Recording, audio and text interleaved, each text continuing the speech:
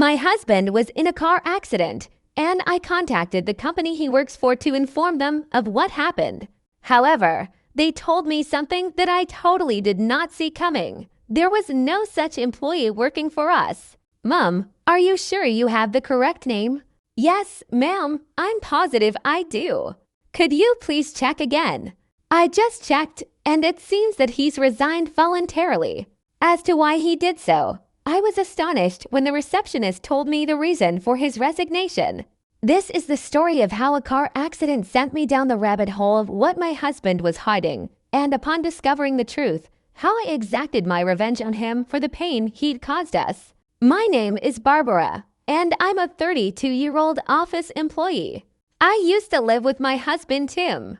We initially met in high school, but we were never more than friends at school. How we eventually got together was when we met again at a reunion years after we graduated.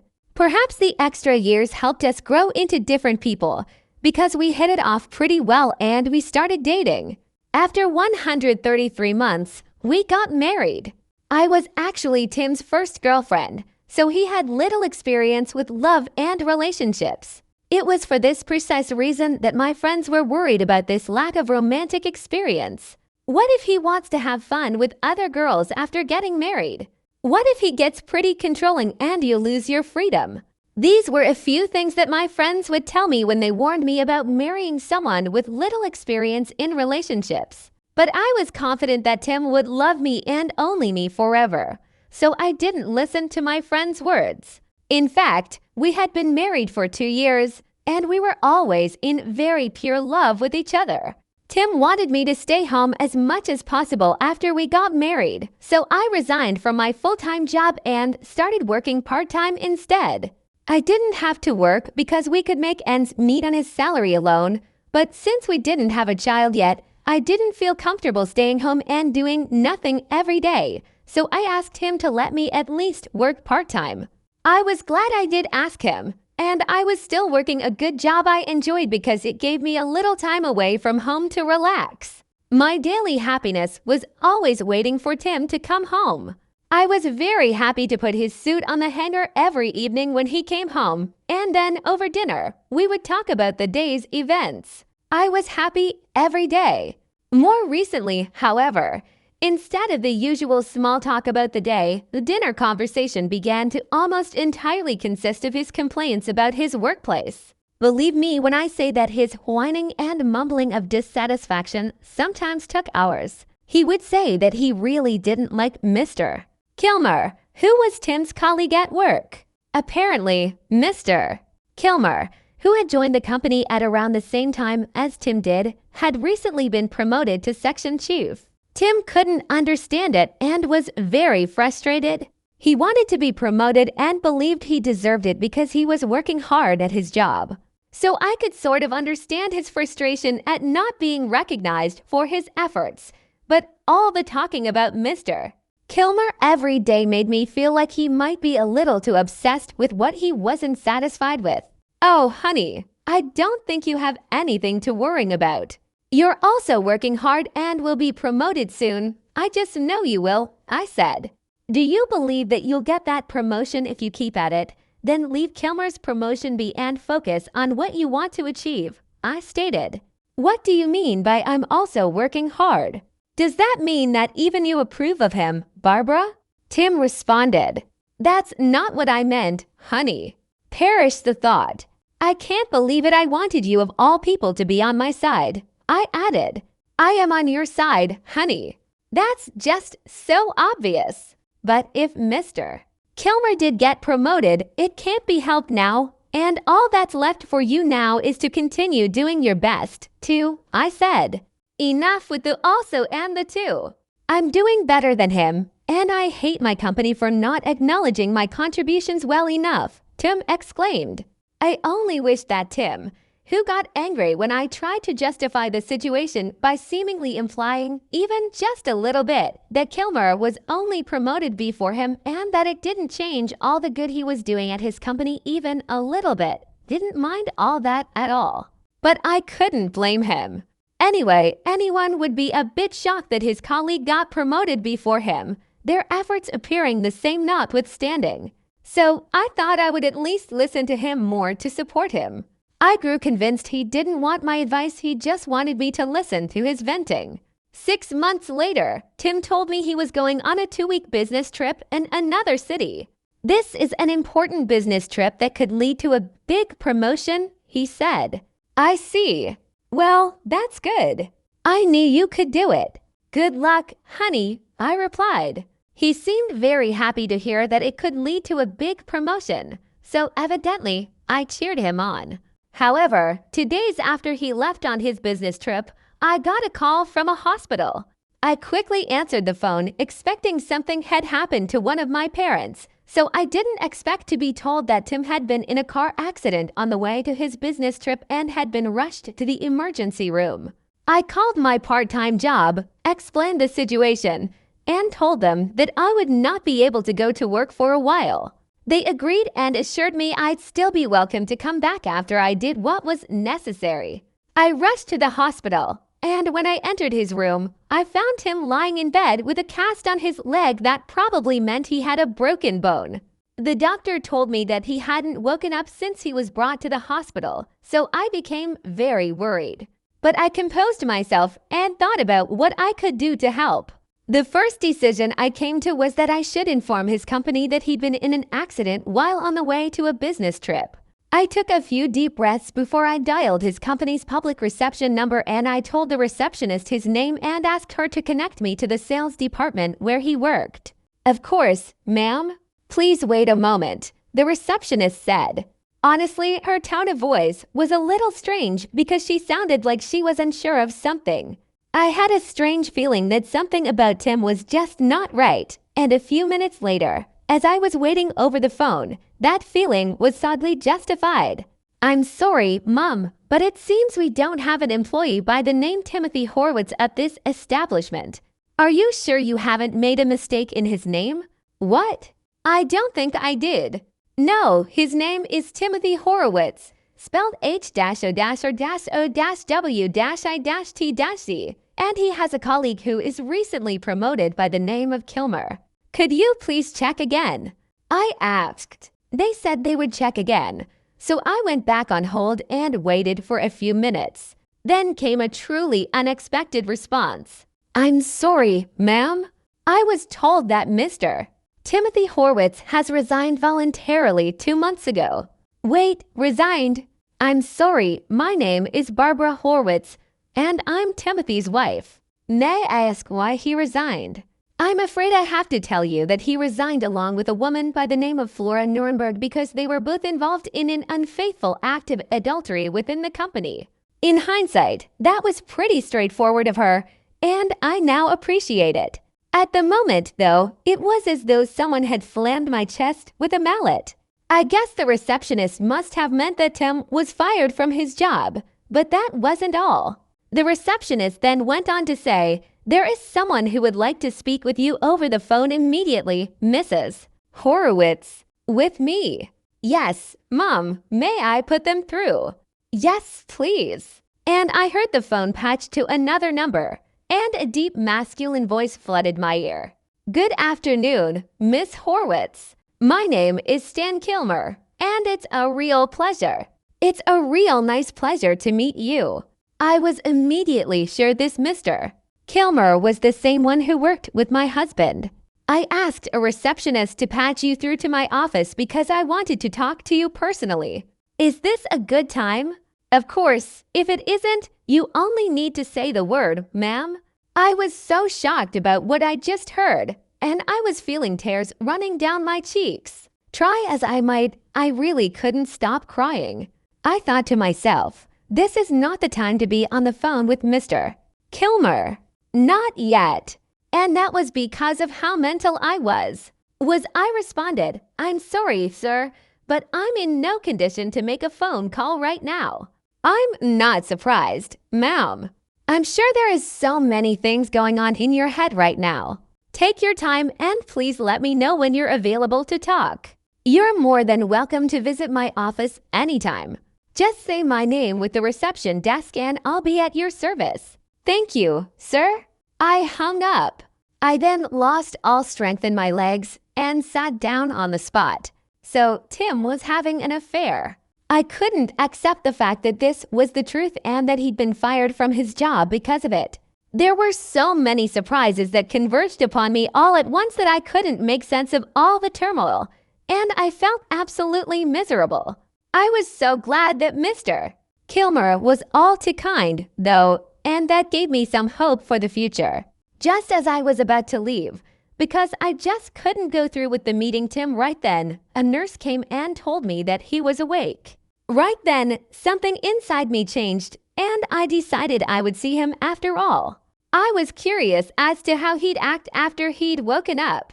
Anyway, so I got up and walked to his hospital room. He was sitting up in bed and talking as he usually did when he saw me coming into his room. His face lit up. "Barbara, honey, you're here." "Oh, man, you were so worried about me so much that you started to cry." "I'm so sorry, honey." "No, I feel fine now that I know you look fine, too." Come to think of it, I was crying because of my husband, no doubt, but not for the reasons he was interpreting. I wanted to interrogate Tim about the affair and how he got fired from his job, but I knew if I asked him now, he'd try to make excuses and cover it up, and I'd never know the facts, so I decided against demanding answers right then and there. "Are you okay? I'm guessing the cast on your leg means you have a broken leg." "Yep, you got that right, but it's not anything serious. The fracture was clean, and the skin wasn't open.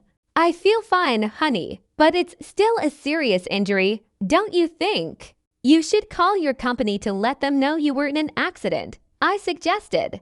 "You're right. I'll call them later," he responded, and he had a nonchalant expression on his face. I could only guess my husband was so used to lying to everyone that he could do it without changing his facial expressions. "What are you going to do with your belongings at work while you're in the hospital? Do you want me to go to the dormitory and bring some of your stuff?" "No, that's all right.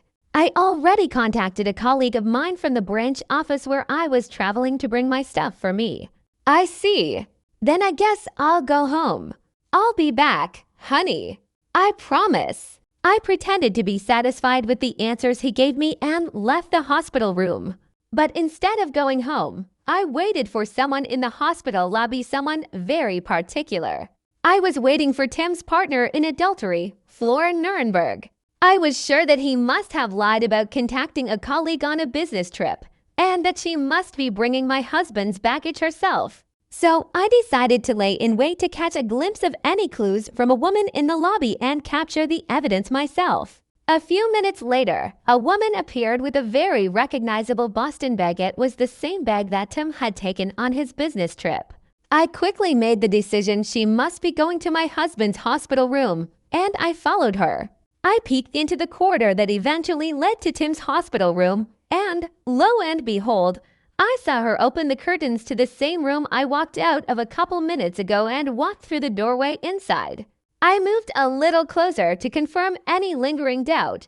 Maybe she really was just a colleague, and I made a stupid assumption that his colleague was a man. Maybe this colleague couldn't come for some last-minute important reason and asked this woman to bring Tim his belongings instead. But what I heard next confirmed what I feared the most. "You're here. I was so worried about you, Flora. I'm so glad you're safe. I'm the happiest, strongest man in the world as long as I can protect you, sweetheart. I wanted to protect you, Timothy, darling. I'm sorry I couldn't do anything." "Oh, don't you dare. You're so sweet, darling."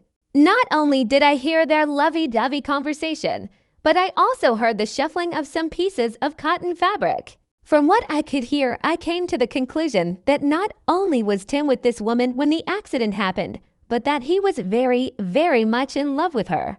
I recorded the conversation between him and his lover on a voice memo up on my phone and went home. The next day, I went to his former office and asked for someone in particular. Who was that person, you asked? Well, allow me to introduce him. Sorry to keep you waiting, Mom. Nice to finally meet you in person. My name is Stan Kilmer. The pleasure is all mine. Mr. Kilmer, I've heard a lot about you from my husband, and I must admit, much of what he said isn't exactly of good nature. It was Tim's old colleague, Stan Kilmer, the same individual who wanted to speak with me over the phone. I thought he must know something about the affair, and that's why I came to his office. He was a giant of a man, and if a child told me he found Bigfoot after seeing Mr. Kilmer, I would honestly agree with them. He looked like an authentic Maori tribesman, perhaps a tad more overweight, with long frazzled black hair, a huge beard, and traditional Maori tattoos adorning his forearms. Picture a more tanned Hagrid from Harry Potter, and you'd get pretty darn close to Stan, but while he had the body of someone who could snap someone like me as easily as a toothpick, his heart was so much bigger, and his kind personality commanded such an attractive aura. I got the feeling that if he opened his mouth, anything from a deep lesson in life to the darkest of black humor could emerge. But I would love to listen in any case. I have something to tell you, Mom, but I'm sure this isn't the best place to talk. So we went to a nearby cafe, and upon sitting down and ordering drinks, Stan suddenly apologized to me. I'm so sorry, Miss Horwitz. I'm sure you know about the affair, don't you?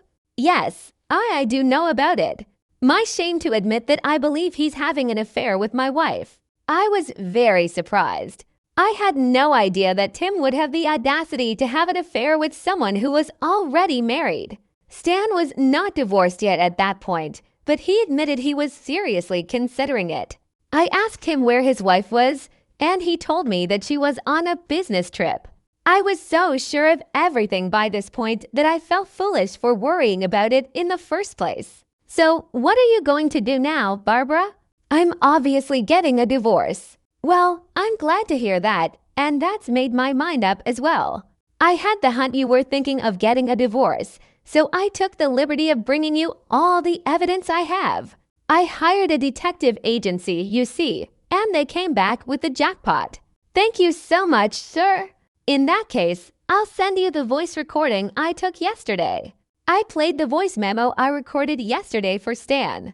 As the seconds turned into minutes, he grew increasingly angry, but then he smiled and said, "Let's take what we can get," and went a little silly with the schemes he was planning. Most of them were jokes, but some of them gave us some ideas about how we would proceed from here on out.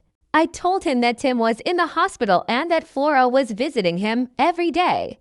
We eventually devised a plan where we would storm his hospital room once Stan was off work. However, it would have been meaningless if we did not enter the hospital room when Flora wasn't there, so we decided to wait for her to arrive at the hospital lobby and enter the room when I knew for sure she would be there. The time finally came while I was waiting in the lobby. Flora came into the hospital with a stride that looked as though she was on top of the world. She must be so excited to see her darling Timothy. We followed her to his room and we opened the curtains as wide as we could and charged into the room. He was startled, and his wife let out a little scream. I think we should talk to each other as our own couples from here onward. This is a hospital room, and it's not a good idea to have a fight here, Stan calmly suggested. I couldn't agree more, Barbara. After saying so, Stan marched right up to his cowering wife and started pulling her away. Hey, Tim, darling, help me. He's going to take me away. I don't want to go. I want to be with you, but Tim coldly shut her away. Get the hell out of here already, Tim said with a sad look on her face. Flora disappeared into the corridor, taken by the arm. That was the last I saw of them that day. You tried to switch to Kilmer. How? The hell? That's why you came with him, right? You're going with him now, right? There's no way I would do that, Mr. Horowitz, not after what you did. I'm sure my husband wasn't coldly rejecting Flora, but was angry that I had come with Stan at my side. He'd probably made the stupid assumption that he and I were together. When I denied it, he started smiling and blabbing on and on about the supposed nature of the affair. That's good. I really didn't like him anyway. That's why I seduced his wife. I wanted to see a sad, miserable face, you see.